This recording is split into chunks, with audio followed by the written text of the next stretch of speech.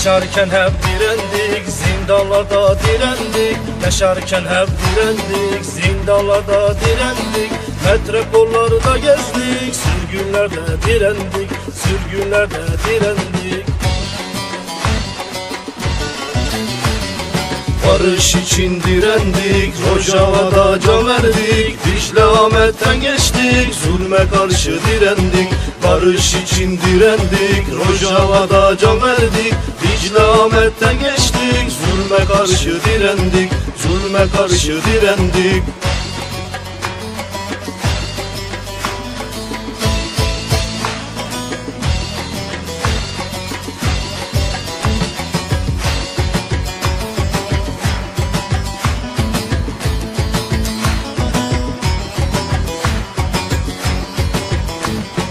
Dersim Zilan'dan geçtik, bedel verdik, direndik. Dersim Zilan'dan geçtik, bedel verdik, direndik.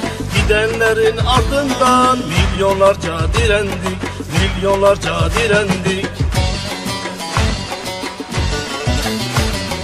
Barış için direndik, Rojava'da can verdik. Dicle Ahmet'ten geçtik, zulme karşı direndik.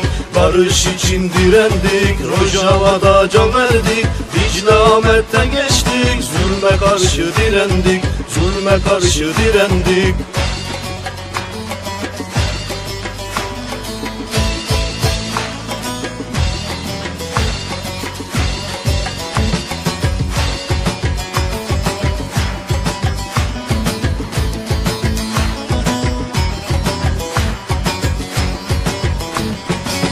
Dicle Fırat'tan akar, Botan Serhat'a bakar. Dicle Fırat'tan akar, Botan Serhat'a bakar.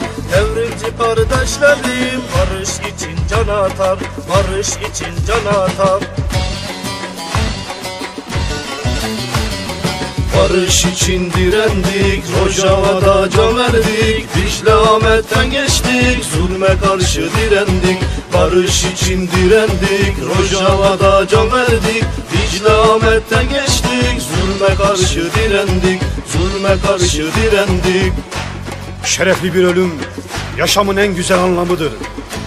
Bedenini ateşe veren Revşan'ım, ihanete uğrayan Şeyh Said'im, dar ağacına giden Erdal'ım, Amara'da özgürlüğe koşan Mahsum'um Mustafa'yım.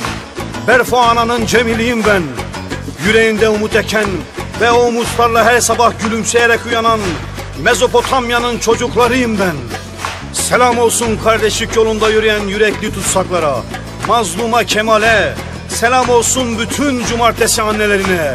Selam olsun, selam olsun, selam olsun. Barış için direndik, Rojava'da can verdik. Dicle Ahmet'ten geçtik, zulme karşı direndik.